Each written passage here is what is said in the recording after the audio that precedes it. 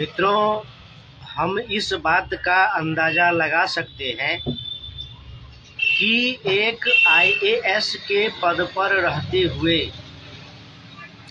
संतोष वर्मा जैसे लोग ब्राह्मणों के प्रति अपना इस प्रकार का विचार रखता है कि ब्राह्मणों की बेटियों को लेकर के वह अनाप शनाप बकता है। सबको पता है, मैं एक वीडियो भी बनाया था और उसी को लेकर के आज मैं यह चर्चा करना चाहता हूँ कि सोच करके ही थोड़ा सा लगता है कि जब पद पर रहते हुए यह लोग इस प्रकार से बयानबाजी करता है तो फिर अपने कार्यशैली से यह लोग, संजय वर्मा जैसे लोग, कितने ब्राह्मणों का काम खराब किया होगा, कितने सवर्णों का काम खराब किया होगा।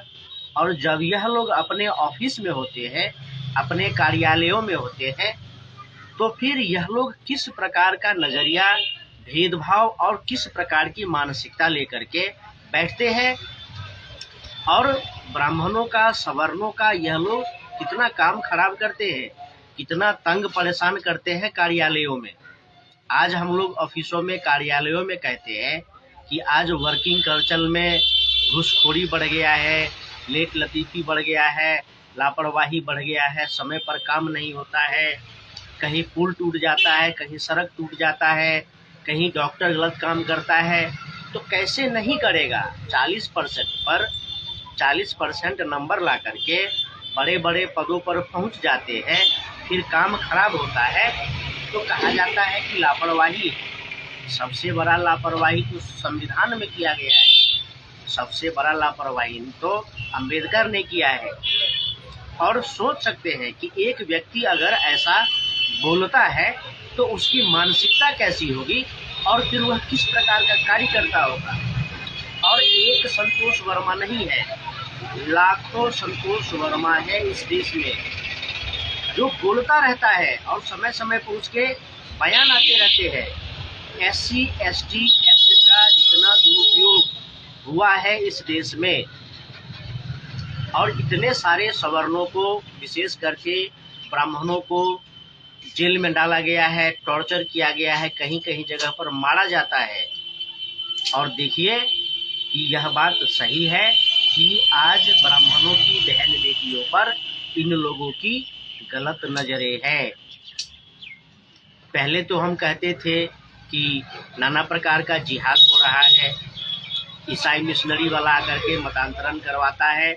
अब इन लोगों को क्या कहेंगे जो जय भीम जय मीम का नारा लगाता है और दिन रात सवर्णों को गाली देता रहता है। और क्यों? सवर्णों का क्या अपराध है? सवर्णों ने किसी का क्या बिगाड़ा है? तो बस कि वह बुद्धिमान है, अपनी बुद्धिमता से वह धन संपत्ति कमाता है, रुपया पैसा नाम कमाता है, सम्मान कमाता है। बाकी तो सबके सामने है, सारा दुनिया है, संसार है, सब देख ही रहा है। तो आश्चर्य की बात नहीं है, यह बहुत दुखद बात है। यह दुख देता है, पीड़ा देता है कि कितने ब्राह्मणों को तड़पाया होगा इन लोगों ने SC ST एक्ट में। और संतोष वर्मा जैसे लोग अपने पदों पर रहते हुए किस प्रकार से कार्य करते होंगे, इन लोगों का कार्यशैली कितना। आज आवश्यकता है कि संतोष वर्मा जैसे लोगों को, इस प्रकार की विचारधारा जैसे लोगों का पूरा प्रोफाइल चेक किया जाए, पूरा लाइफ हिस्ट्री चेक किया जाए इन लोगों का और देखा जाए कि कहाँ कहाँ इन लोगों ने किन किन सवर्णों को तंग परेशान किया है। क्योंकि जब इसकी इस प्रकार की मानसिकता है तो वह व्यक्तिगत जीवन में उस प्रकार का कुकृत्य करता भी होगा। और संतोष वर्मा तो कई बार जेल भी जा चुका है, उस पर FIR भी हो चुका है और उसके जैसे जो लाखों करोड़ों हैं इस देश में, फिर उसका क्या होगा। इसलिए आज आवश्यकता है कि सवर्ण आयोग बने, सवर्ण एक्ट बने, विशेष करके ब्राह्मणों की रक्षा के लिए, सुरक्षा के लिए नियम कानून बने।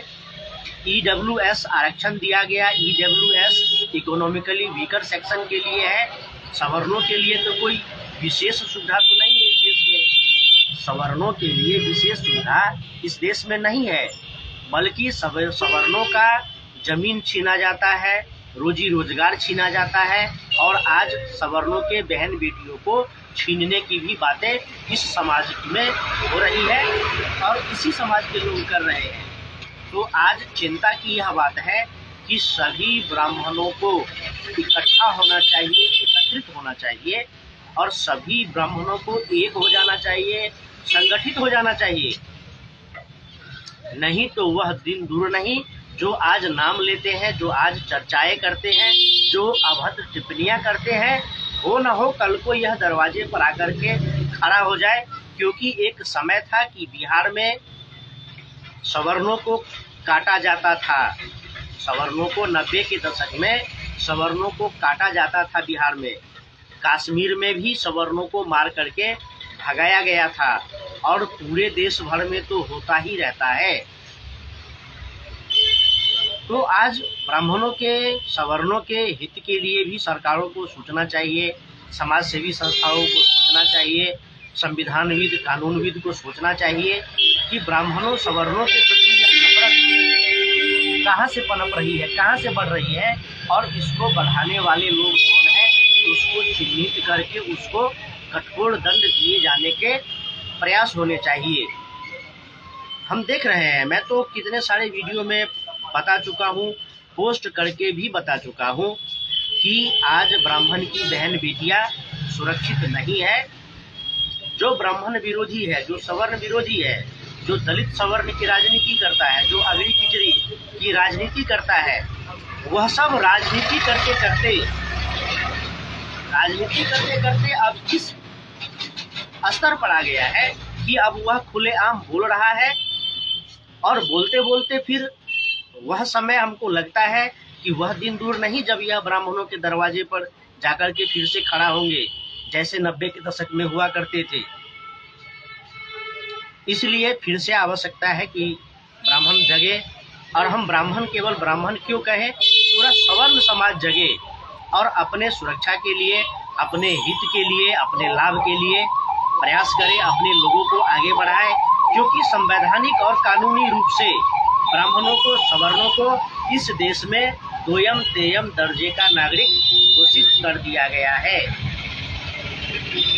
SC/ST एक्ट लागू करके, SC/ST एक्ट के माध्यम से सवर्णों को अत्याचारी, अपराधी घोषित कर दिया गया है और आरक्षण व्यवस्था लागू करके सवर्णों के सारे अधिकार छीन लिए गए हैं।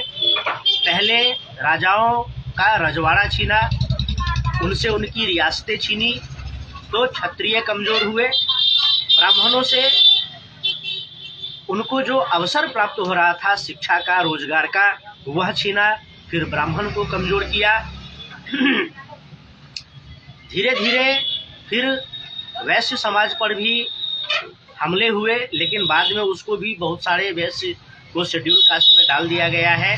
जो रह जाते हैं ब्राह्मण, क्षत्रिय और भूमिहार हम जिसको कहते हैं, तो ब्राह्मण, क्षत्रिय, भूमिहार, ये सवर्ण में, लाला, ये सवर्ण में रह जाते हैं।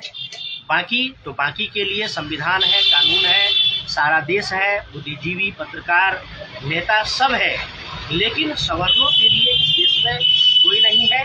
इसीलिए आज सवर्णों को ही अपने समाज को, अपने संगठन को बना करके आगे बढ़ना पड़ेगा और अपने संगठन और अपने समाज के लिए कार्य करना होगा। और फिर वह सारे संवैधानिक और कानूनी हक, अधिकार आज सवर्णों को भी चाहिए जो बाकियों को मिल रहा है। क्योंकि अब सवर्ण वास्तव में खतरे में है, सवर्णों की बहन बेटियां खतरे में है। या तो कानूनी रूप से, संवैधानिक रूप से, लोकतांत्रिक प्रक्रिया के माध्यम से सवर्णों की सुरक्षा के प्रबंध किए जाए, अन्यथा आत्मरक्षा का अधिकार सवर्णों को भी है। चाहे बोल करके, लिख करके या किसी भी प्रकार से सवर्ण भी अपने मान सम्मान की रक्षा, स्वाभिमान की रक्षा करने के लिए स्वतंत्र है, उनको भी अधिकार है जिस प्रकार से बाकियों को अधिकार है। और विशेष क्या कहें, बहुत सारे वीडियो में बताते रहते हैं, आगे भी बताएंगे लेकिन अंत में इतना ही कहेंगे कि संतोष वर्मा केवल एक संतोष वर्मा नहीं है। यह जो जय भीम का नारा आज लगा रहे हैं, एक जमाने में कभी लालू यादव कहा करता था कि बूढ़ा बाल साफ करो। आज चंद्रशेखर रावत जैसे लोग जो जय भीम की राजनीति करता है, बाकी कोई भी हो, सबका वही हाल है। सब चाहते हैं कि बूढ़ा बाल साफ हो, उनको बस अपनी राजनीतिक रोटियां सेकना है। इसमें सवर्णों की जो भी गत हो, जो भी हाल हो, इससे किसी को कोई लेना देना नहीं है। सबको अपना स्वार्थ प्यारा है। वोट बैंक की राजनीति में जो सत्ता लोलुप लोग हैं, वो इस स्तर पर पहुंच चुके हैं कि जो पहले ब्राह्मणों का सवर्णों का गला कटवाते थे, आज वो ब्राह्मणों की बहन बेटियों पर भी टेढ़ी और गंदी नजरें रखते हैं। तो सोचना समझना समग्र समाज को है कि वह कब संगठन बना रहे हैं, कब संगठित हो रहे हैं और कब अपने सामूहिक शक्ति का प्रदर्शन करते हैं, जिससे कि भविष्य में संतोष वर्मा जैसे लोग सचेत और सावधान हो जाएं।